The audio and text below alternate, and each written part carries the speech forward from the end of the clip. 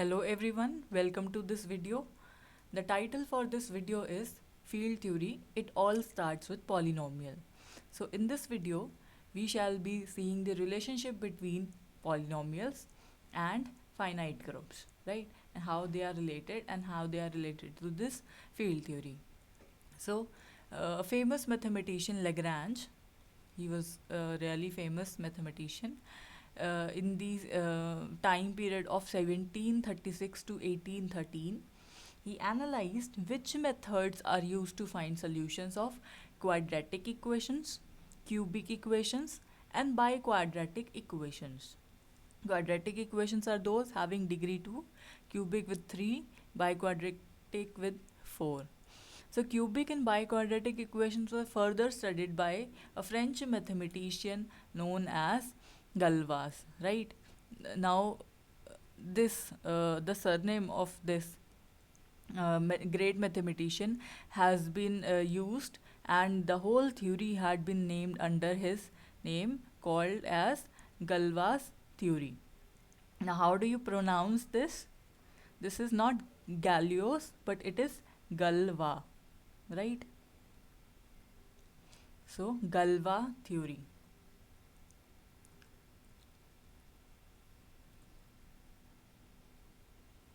Galois theory. So, it is pronounced like this. So, in this course, we shall consider polynomial equations. For example, we have 2x plus 1 is equal to 0. This is one linear equation. How one can find the solution x? So it is calculated by shifting this 1 to the right hand side and then applying 2 inverse, or you can say you simply divide by 2. So this is the solution which we all know how to calculate, right? So earlier it was assumed that the underlying structure was natural numbers. That means the x is found to be in the algebraic structure of natural numbers. And that means the coefficients here 2 and 1, they belong to the set of natural numbers. So if that is the case, in that case this equation has no solution. Why?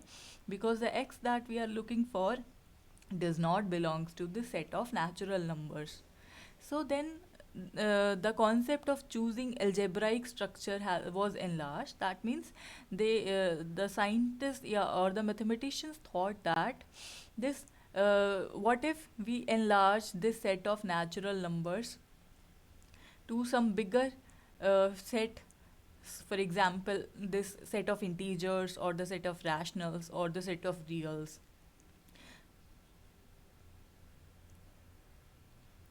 So, talking about the rational field, that means if we are in this field Q, right?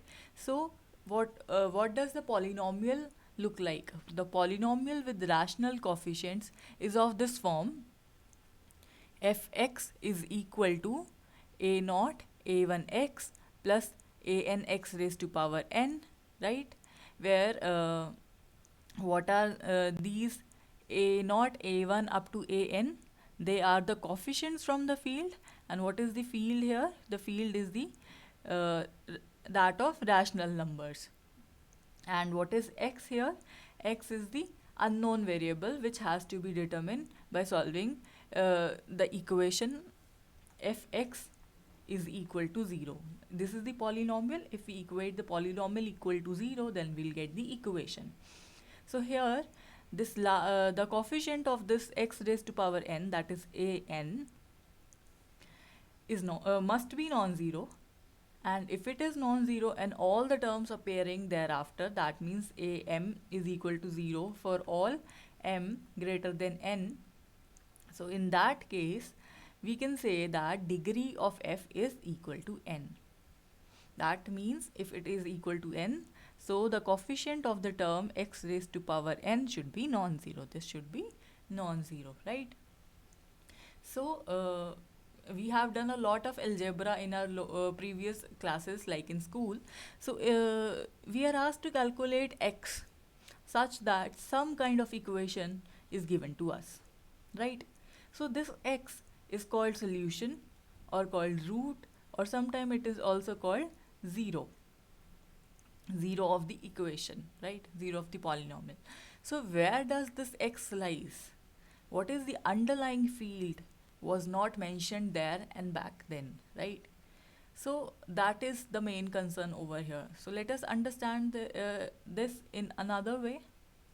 Suppose that we have a field f, and which is the field of rational numbers, and we consider a polynomial from this field, right?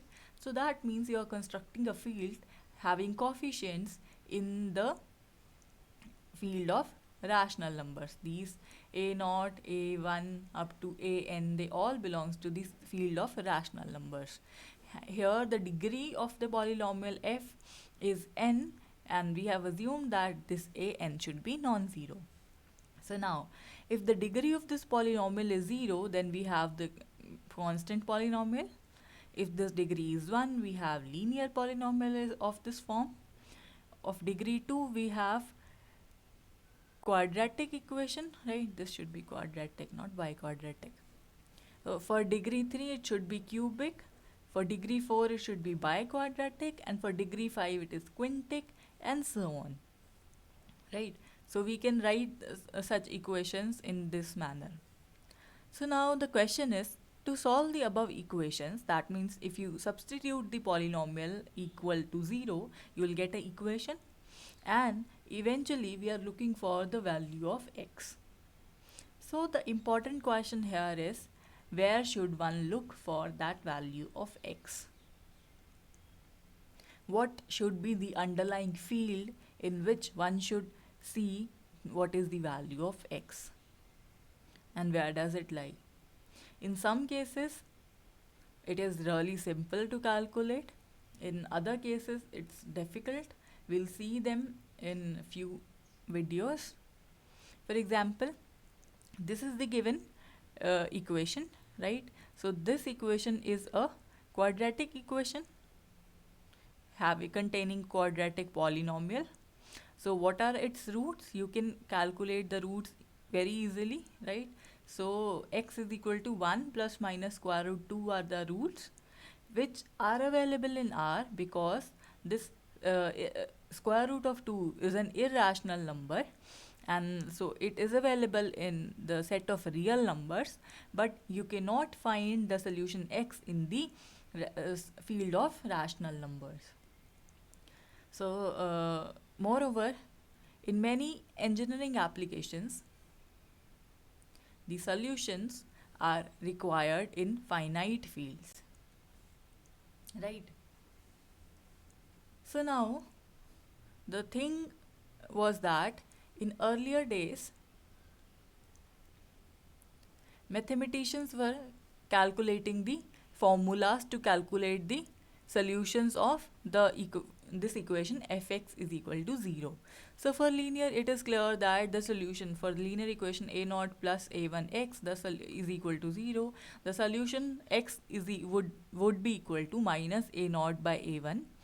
So right, so this is very simple to calculate. For quadratic equation, you know, this is the formula to calculate the values of x, right, where this term is known as discriminant.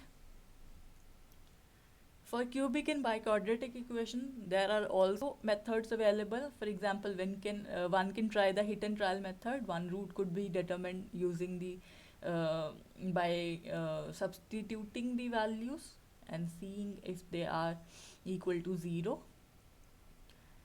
But the thing is that for quintic polynomials, there was no such formula. Therefore, the search for new formulas began for quintic polynomials and above. In fact, you know, whole of this subject has emerged from the insolvability of the quintic. That means there were no existing formulas to calculate to solve the quintic equations, right? So this search of finding various formulas lead to the need of constructing bigger fields, such as the solution x could be found there in that particular field. So this lets lead to the concept of field extension, which we shall study in the upcoming videos. And moreover, before that we shall revisit polynomials and their properties for more insight into the subject. That is it for this video. Thanks for watching.